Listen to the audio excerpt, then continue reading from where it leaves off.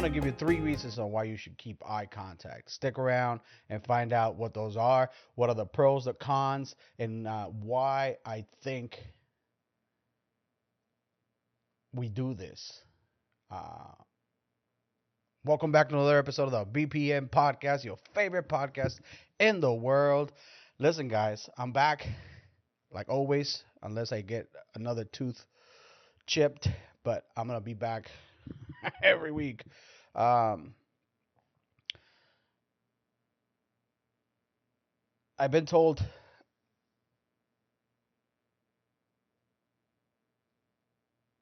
that eye contact is evasive. I've been told that eye contact is uncomfortable. I've been I've been told, or I've heard, eye contact is judgmental. Um, I've been all these trigger words, all these little nuances of why eye contact is no longer accepted in society. Like a normal, regular society don't want to practice this at all.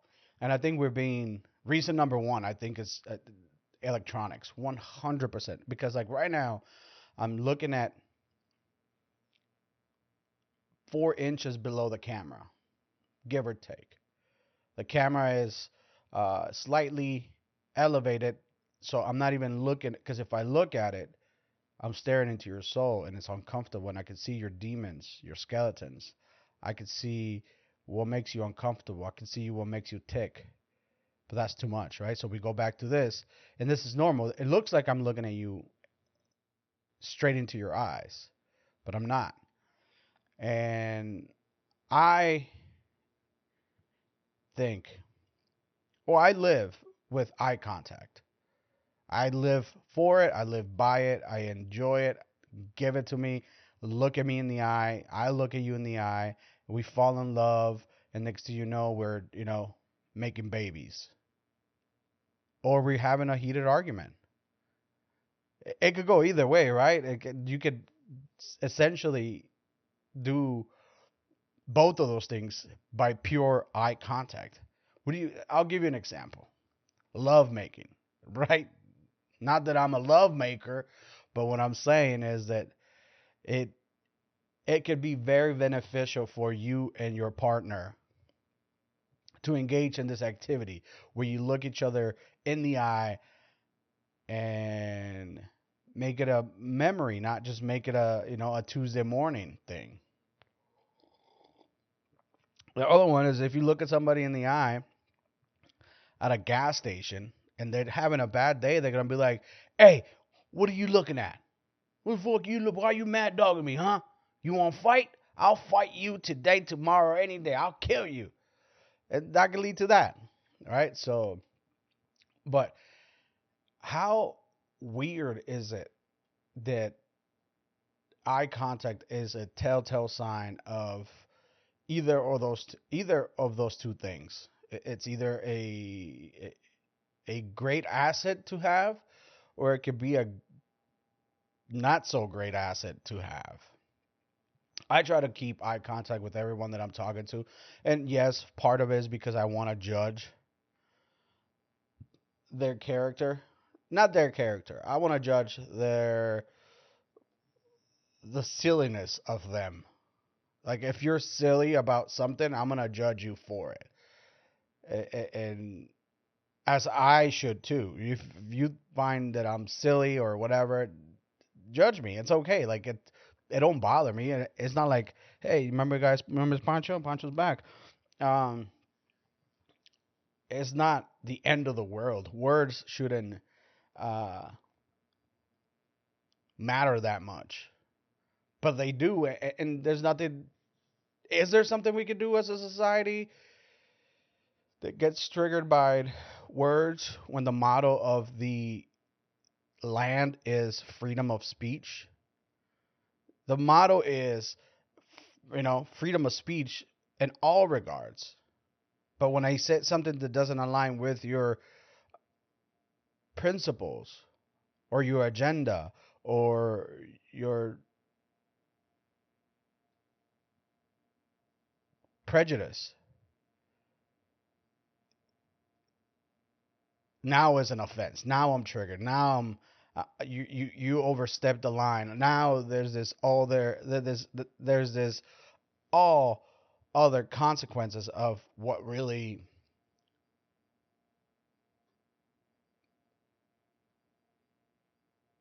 freedom of speech is. I forgot what I was saying right there. I went blank. I ain't gonna lie to you. I went blank. But if I'm playing by your rules, and freedom of speech is I can say whatever I want as long as I don't hurt somebody physically or threaten physically their their existence, then I can say whatever, right? I'm just speaking my mind. And part of the problem is that when you speak your mind, is not always taken as you're trying to convey it. And what I mean by that is that frustrations, stress, all those little things that makes us humans also play a big part in how we interact with everybody in our lives, in our circles, in our work environments. All those little things take a big part of how you react to the world, or how you react, or how you act.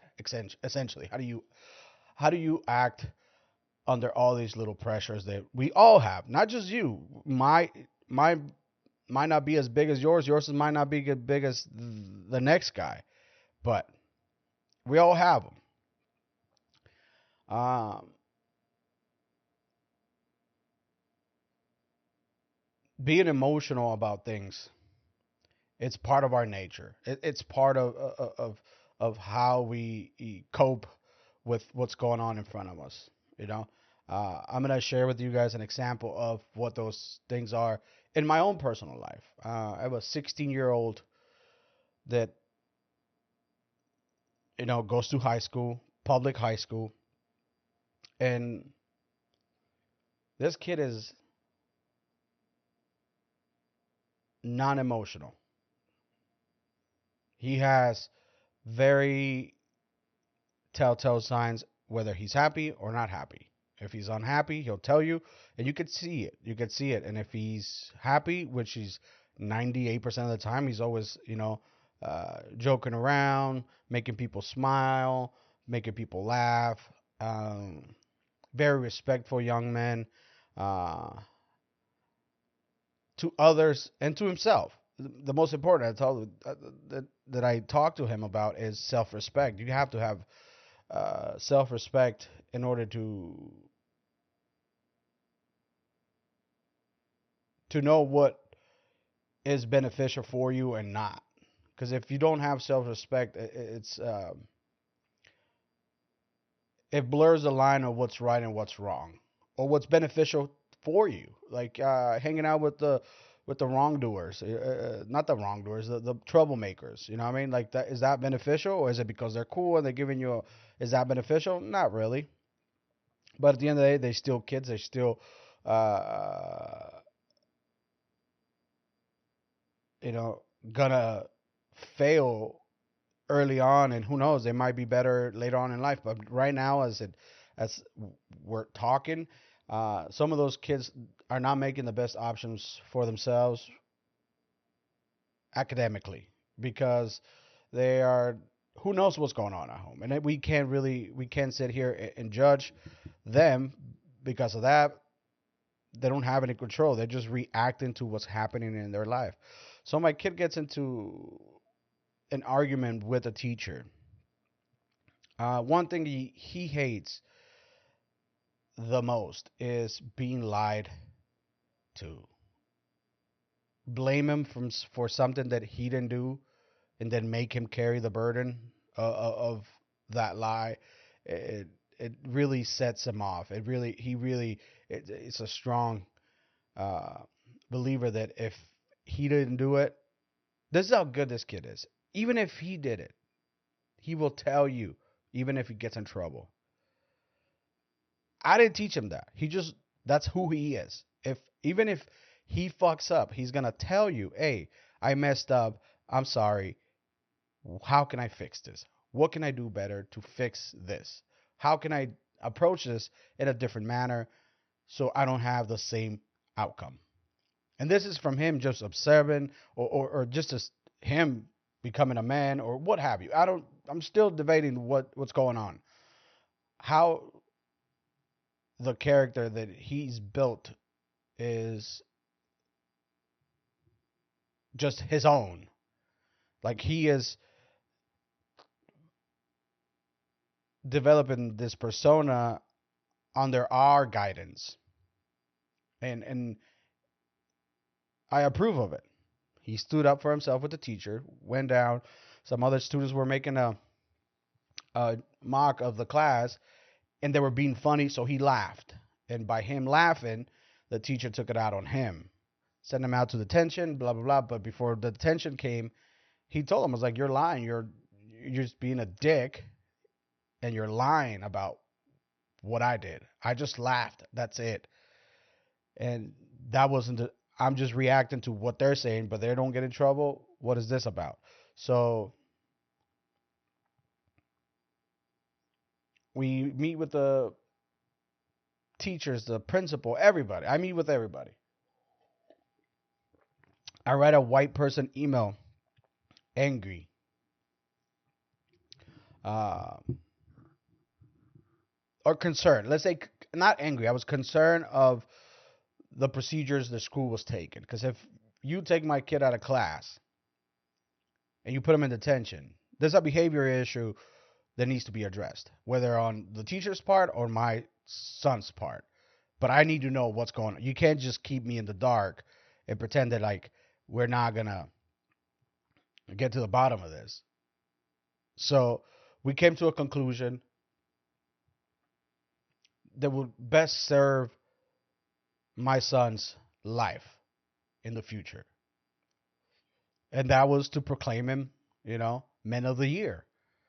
I'm just playing. No, that was to, they give him two options. We can move you from the class if you think the teacher is not going to act, their words, if the teacher is not going to relinquish this relationship and apologize, we can move you classes if you feel more comfortable.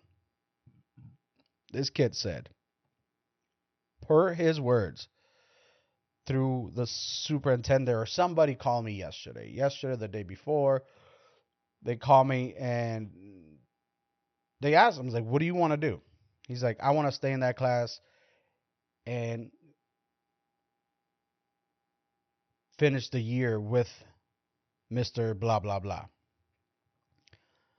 And then they asked him why. He goes, because I think it's important. This kid is. I think it's important for me and him, even though we don't get along, to work together. It'll benefit both of us. I was like, what? He said that? That's such an insight for a 16-year-old to have. He wants to resolve an issue with a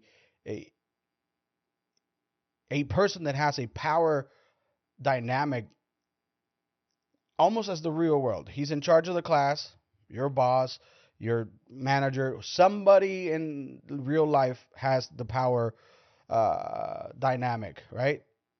And it's not a natural power dynamic because we're all humans and we all think and we all have our own way of doing things. But in this instance, the way it works, he wants to stay around and figure out a solution to this problem. So we talked, and he's going to put the ball on the teacher's court. He could just, this is what I told him to do. He could just say, move me classes and avoid the whole situation and never fix it. But what does that teach him? That when life is not lifing, what do? You just escape and run away the other way? Run the other way? No. You face it, try to fix it. If it doesn't get fixed, then we try something else. But if you don't even try to fix the issue at hand, what am I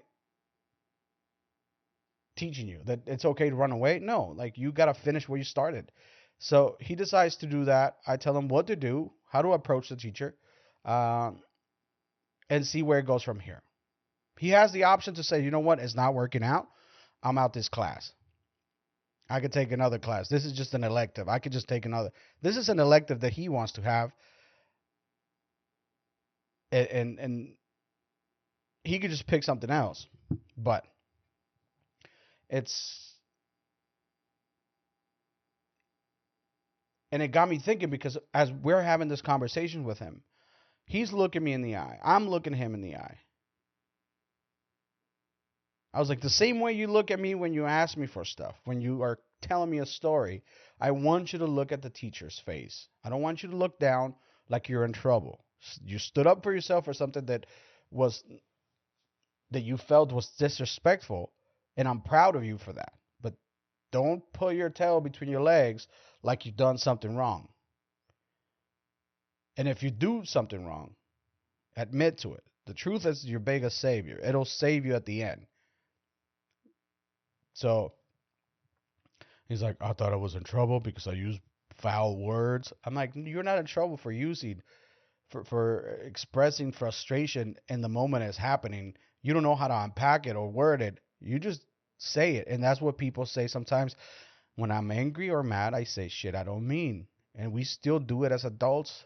And that's what I was trying to explain. As adults, some people don't have the capability of remending relationships with family, friends, co-workers, because we're too proud, we're too dumb sometimes to unpack what's happening, and we rather ignore it like it never happened. But then what does that leave you? You have no growth to show for if you start doing that from now until like you're 50, 80, who knows? Then it'll follow you around, and you'll find out that the relinquishing and fixing problems, it is 70% of your life as an adult. So this lesson came to you early, so take it. There's no bad consequences coming from you standing up for yourself and trying to make things better and prove your point that just as you give respect, you should be respected also. Was it? And he admitted to a couple of things. He's like, maybe I shouldn't be laughing at what they're saying. Maybe I should be focused more on my work. I was like, you're telling me all the answers I want to hear. I'm not even asking you what you should have done different. You're already recognizing what went wrong for you, and you didn't think it was going to go wrong for you.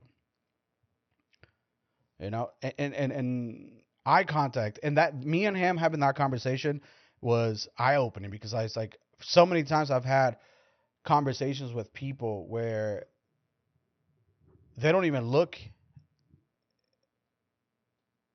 me in the eye. They look somewhere else. They look at the floor. They look besides me. They look next to me. They'll make a quick eye contact, like laugh, and then back away. Or sometimes they even say, hey, your eyes are judgmental.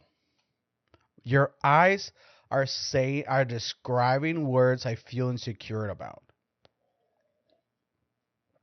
Wait, my eyes are saying words that make you feel insecure about yourself.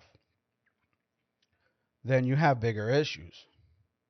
If you're 46 years old and eye contact makes you tremble, you got to fix that issue. I want you to practice this. I want you to be like, hey, I'm going to look you right in the eye, and whoever breaks buys dinner. It's not a staring contest. It's a conversation with eye contact. It's a conversation. It's a storytelling. It's something with eye contact. Let me know that you can, stay focused. And the best way that I do it, I'm going to tell you a little trick right here. If you want to look at people's eyes while talking to them, don't look them in the eyes. Look them right on their nose. Right there. Right there. And it makes them think you're looking at their face, but you're not. You're just focusing on their nose. And this big knocker, it catches eyes. You know what I'm saying? And I can't do 69 with this knocker. This knocker is like, it'll be like a 71. You know what I mean? If you know, you know. Um, but eye contact is important. As a society, we should be able to look each other in the face. We spend so much time in our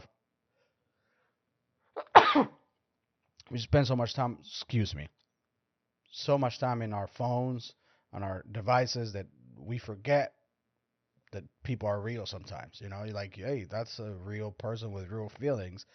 But I don't care. This guy dancing on TikTok is way better. Like 100% times better. You know, oh, that's right. I'm sorry. This is this is demanding my attention more, and we're losing that little by little. The next generation is gonna lose a little bit more, and then eventually we're just gonna not even worry about our faces. We're just gonna have faceless meetings, faceless meetings with ideas. Because if you have good ideas and good conversation, I don't mind looking at your face. But if you have a shitty conversation or a shitty idea or a shit story, keep it to yourself. Don't bring that stuff to me. Like I can look you in the face any day of the week, but when you start talking about 1979 and the Catholic teacher, you know, beat you with a paddle because he was a Marine nobody cares. Like I didn't I don't care. So people ask, why you ask so many questions? Why you always priding? It's not that I'm priding, is that I'm when I'm interested in something, I'm interested. I'm interested in the way that your brain works. Whether I find it uh, amusing, silly, or just plain old crazy. That's the parameter right there. Like crazy, I could deal with it a little craziness here and there, but like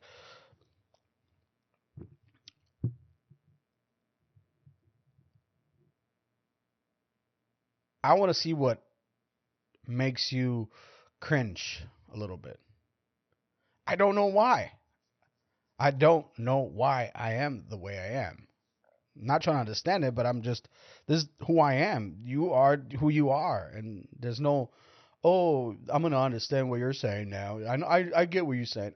I don't know. I don't know what I'm saying. How I interact. It's how I am. There's nothing I can do about it. And people try to like, it's because I'm Mexican, or it's because I'm white, or it's because no, it has nothing to do with it. Like, When's the last time that you were like, I'm gonna have a sandwich because I'm Mexican, or I'm gonna have some tacos because I'm German? No, I'm just gonna have whatever I want to have because I want to have it, not because I am this or I am that. It's getting a little crazy. Everybody understands that, we're all different, but we're all the same at the same time. Just you're playing a video game. Life is a video game. You're playing the video game different than I am. And that's okay. You don't have to like the way I play it. I don't have to like the way you play in yours. You know what I'm saying? It, it it's very interesting. And I think point number two, why eye contact is a good trait to have, is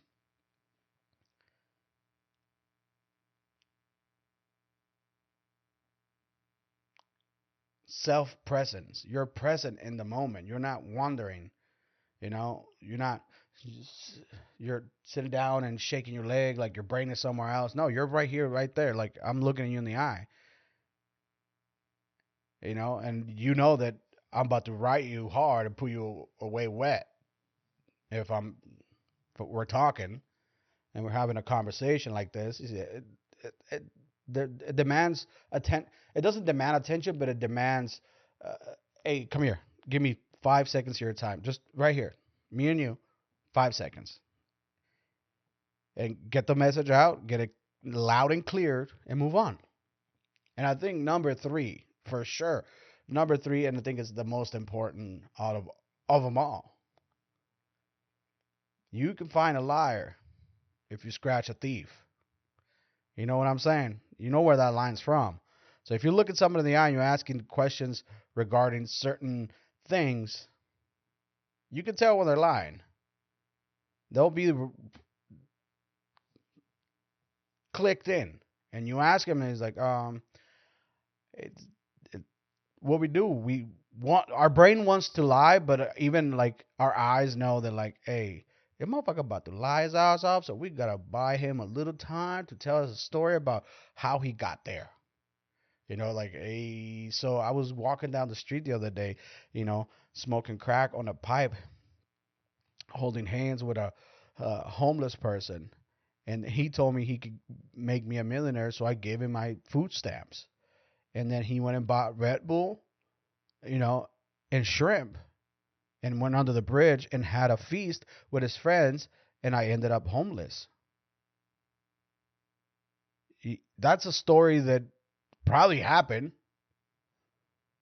If that happened to you, I need you to reach out to me. If you gave homeless food stamps and they fucking robbed you, God bless your soul, because they doubled up on the food stamps. But I'm saying, that's today's episode. Today's episode is about having self-respect, self-love, to stand up for yourself in the midst of getting in trouble. Because the truth will set you free. You've heard that. I've heard that. But try to love yourself a little bit more every day. That's all. Like, that's all you need. You don't need confirmation. You don't need from anyone. Love yourself, and it'll bleed through everything else you do. Be selfish about how you love yourself, and everybody below you will feel the way. Feel the way of you loving yourself. They'll be in a better position if you love yourself. If you're a happy, loving person, I get it, but you have to love yourself, because it all starts there. How can you love somebody else when you don't even love yourself? How are you gonna love those around you? Is it just like from the mouth out, or is it from the heart? You know what I'm saying? So I'm not trying to preach. I'm just living my life and essentially recording it, so one day I can look back and see my growth, because my growth is not over, and your growth shouldn't be either. Like, where are you right now and where you want to be? Two different things. So, get your shit together and pile on through, because no one's going to care. No one's going to pay you bills. Nobody really actually definitely cares. So stop pretending that somebody else's opinion is what's keeping you where you at.